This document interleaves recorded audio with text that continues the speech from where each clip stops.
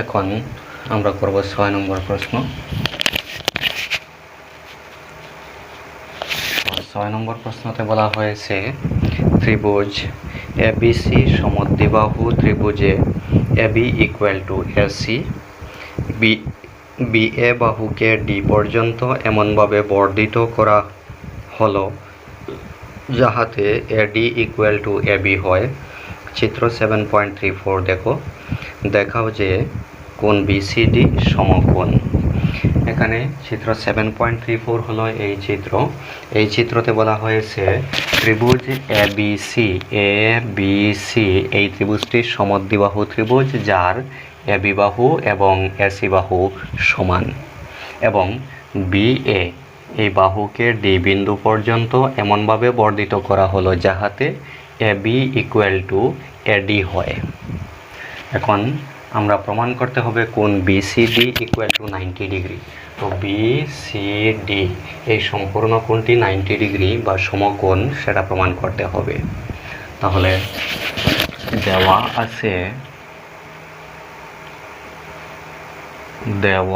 আছে ত্রিভুজ এবিসি সমদ্বিবাহু ত্রিভুজে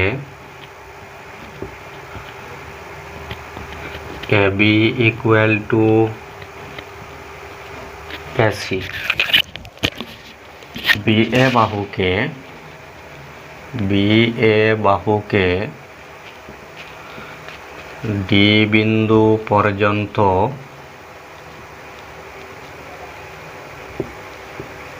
এমনভাবে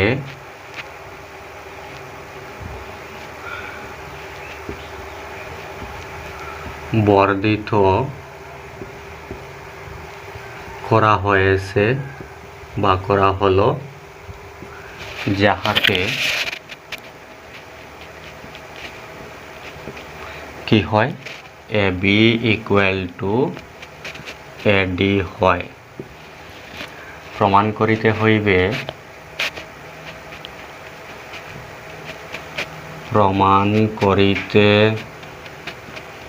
হইবে বিসিডি সমকোণ, মানে কোণ বিসিডি এর মান 90 ডিগ্রি। কোণ বিসিডি ইকুয়াল টু 90 ডিগ্রি। প্রমাণ কিভাবে করব দেখো। এখানে এবিসি ছিল সমদ্বিবাহু ত্রিভুজ, তার এবি এবং এসি সমান। তো যদি এবিসি সমদ্বিবাহু ত্রিভুজের এবি এবং এসি সমান হয়, তাহলে সমান বাহু দুটোর বিপরীত কোণ দুটো সমান হবে, অর্থাৎ এবিসি কোণ এবং এসিবি কোণ সমান হবে। তাহলে আমরা লিখতে পারবো যেহেতু ত্রিভুজ ABC সমদ্বিবাহু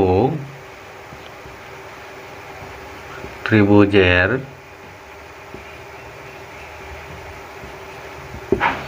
AB equal to AC, অতএব কি হবে, দুটোর সমান বাহু দুটোর বিপরীত কোণ দুটোর সমান। তো এসিবি এর বিপরীত কোণ হলো কোণ এবিসি এবং এবি এর বিপরীত কোণ হলো কোণ এসিবি। ঠিক আছে। তারপর দেখো আবার এখানে দেওয়া হয়েছে AB equal to AD, AB বাহু এবং এডি বাহু সমান।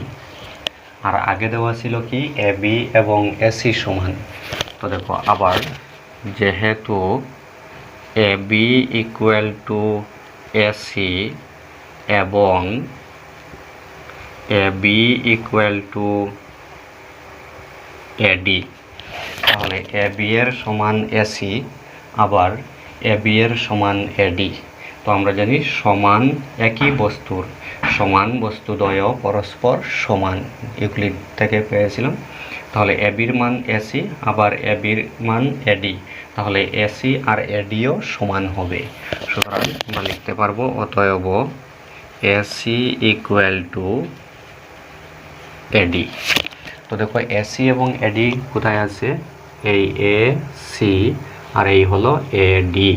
তো এটি হলো এ সি ডি ত্রিভুজের দুটো বাহু। তাহলে আমরা লিখতে পারবো এসি ইকুয়াল টু এডি যেহেতু, তাহলে এ সি ডি ত্রিভুজের ক্ষেত্রে দুটো বাহু সমান, মানে এটি সমদ্বিবাহু ত্রিভুজ। তাহলে সমদ্বিবাহু ত্রিভুজের সমান বাহুর বিপরীত কোণ দুইটিও সমান হবে, এই কোণ এবং এই কোণ সমান হবে।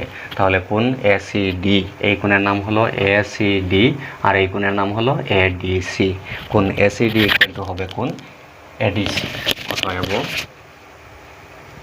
কোণ এসিডি ইকুয়াল টু কোণ এডিসি। ঠিক আছে, এখন দেখো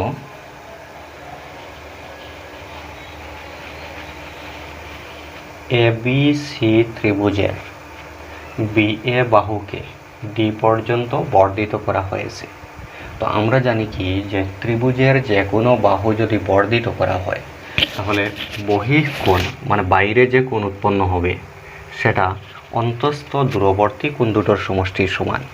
তাহলে এখন এবিসি ত্রিভুজের বিএ বাহুকে বর্ধিত করলে এই কোণ উৎপন্ন হবে বহিঃকোণ, যার নাম হবে সিএডি, এবং এই কোণ সমান এই এবিসি ত্রিভুজের দূরবর্তী অন্তস্থ কোণ দুইটির সমষ্টির সমান হবে। অর্থাৎ এই কোণ মানে সিএডি ইকুয়াল টু হবে এই কোণ প্লাস এই কোণ মানে কোণ এবিসি প্লাস কোণ এসিবি। তো আমরা লিখব এখন যেহেতু ত্রিভুজের যে কোনো বাহু বর্ধিত করলে বহিঃকোণ অন্তস্থ দূরবর্তী কোণদ্বয়ের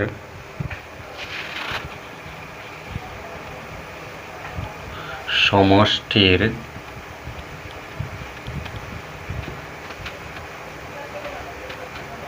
সমান হয়। তাহলে কি হবে? অতএব বহিঃকোণ ছিল কোণ সিএডি ইকুয়াল টু অন্তস্থ দূরবর্তী কোণ দুইটির একটি ছিল এবিসি এবং আরেকটি ছিল এসিবি। তাহলে কোণ সিএডি ইকুয়াল টু হবে কোণ এবিসি প্লাস কোণ এসিবি। এখন জায়গার একটু শর্ট আছে, সুতরাং আমি এখানে করছি ইমপ্লাইজ কোণ সিএডি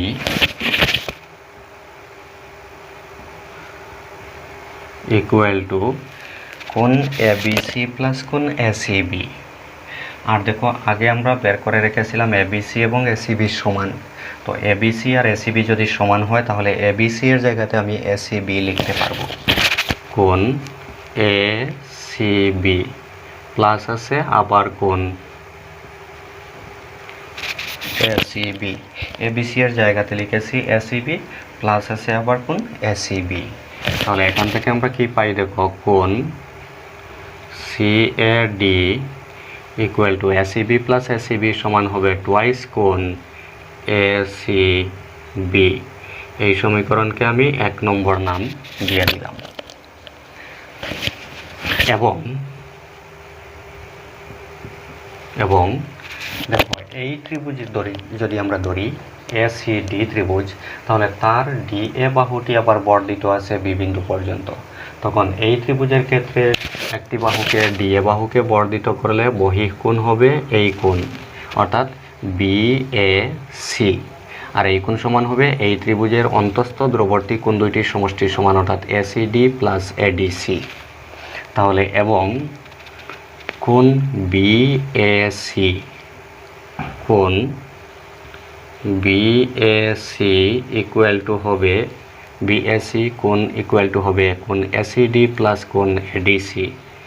কোণ এসিডি প্লাস কোণ এডিসি ইমপ্লাইজ এখান থেকে কোণ BAC equal to ACD plus ACD সমান হবে টোয়াইস কোণ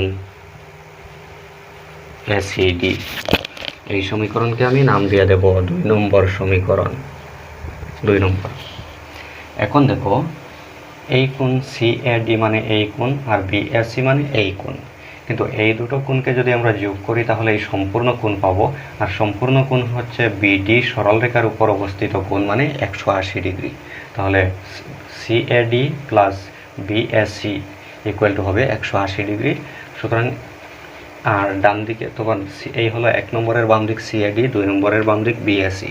তো CAD plus BAC equal to যদি আমরা পাই কি পাই, twice ACB plus twice ACD. তো এই দেখো এসিবি, এই দেখো এসিডি। তো এসিবি এর সাথে এসিডি যদি প্লাস হয় তাহলে আমার বিসিডি কোণ পেয়ে যাব। সুতরাং আমি এই বিসিডি পাওয়ার জন্য এসিবি প্লাস এসিডি করতে হবে, আর এসিডি প্লাস এসিবি করলে বিসিডি পাবো। তো সুতরাং আমি কি করব, এসিবি প্লাস এসিডি করার জন্য আমার 1 নম্বর সমীকরণ এবং 2 নম্বর সমীকরণ প্লাস করতে হবে। তো 1 নম্বর সমীকরণ প্লাস 2 নম্বর সমীকরণ ইমপ্লাইজ 1 নম্বর সমীকরণের বাম দিকে হচ্ছে কোণ সিএডি প্লাস 2 নম্বরের বাম দিক হচ্ছে কোণ বিএসি ইকুয়াল টু 1 নম্বরের ডান দিক হচ্ছে টোয়াইস কোণ এসিবি প্লাস 2 নম্বরের ডান দিক হচ্ছে টোয়াইস কোণ এসিডি। আমাদের যেহেতু বিসিডি লাগে, তো বিসিডি হবে এই কোণ প্লাস এই কোণ মানে এসিবি প্লাস এসিডি। সেজন্য আগেই আমরা এই এবিসিকে পরিবর্তন করেছি এসিবিতে এবং এখানে এডিসিকে পরিবর্তন করেছি এসিডিতে। তো এখানে একটি কাজ করতে হবে, এখানে প্রথম ছিল কোণ বিএসি ইকুয়াল টু কোণ এসিডি প্লাস কোণ এডিসি। তো এখানে আমরা এডিসি এর জায়গাতে এডিসি এবং এসিডি যেহেতু সমান ছিল, এডিসি এবং এসিডি সমান ছিল, তাই আমরা এডিসি এর জায়গাতে লিখেছি এসিডি। তখন এসিডি প্লাস এসিডি হয়েছে টোয়াইস কোণ এসিডি। এসিবি এবং এসিডি আমরা নির্ণয় করেছি আগে। তো এখন এসিডি প্লাস এসিবি এই দুটো কোণ প্লাস করলে বিসিডি এসে যাবে। ইমপ্লাইজ বাম দিকে কোণ সিএডি প্লাস কোণ বিএসি। সিএডি হলো এই কোণ আর বিএসি হলো এই কোণ। এই দুটো কোণ প্লাস করলে এই সম্পূর্ণ কোণটি আছে বিডি সরলরেখার উপর। সুতরাং এই কোণটি হবে 180 ডিগ্রি ইকুয়াল টু ডান দিকের দুইটা থেকে দেখো 2 কমন আসবে, 2 কমন আসলে প্রথমটাতে থাকবে কোণ এসিবি প্লাস দ্বিতীয়টাতে থাকবে কোণ ACD. Implies 180 degree equal to 2 into ACB plus ACD. ACB এই কোণ প্লাস এসিডি এই কোণ, দুইটা কোণ প্লাস করলে হবে বিসিডি, কোণ বিসিডি। তাহলে এখন আমরা বিসিডি এর মান নির্ণয় করব। কোণ বিসিডি ইকুয়াল টু হবে, বিসিডি এর সাথে 2 পূরণ আছে, সেটা 180 সাথে আসলে বাদ হবে 180 ডিগ্রি বাই 2। 2 দিয়ে 2কে ভাগ করলে 1, 2 দিয়ে 180কে ভাগ করলে হবে 90। তাহলে আমরা কি পেলাম, বিসিডি ইকুয়াল টু 90 ডিগ্রি। তো আমরা নিচে লিখব, অতএব কোণ বিসিডি ইকুয়াল টু 90 ডিগ্রি। আমাদের প্রমাণ করার কথা ছিল বিসিডি 90 ডিগ্রি, প্রমাণিত হয়ে গেছে। তো আমরা লিখব প্রমাণিত।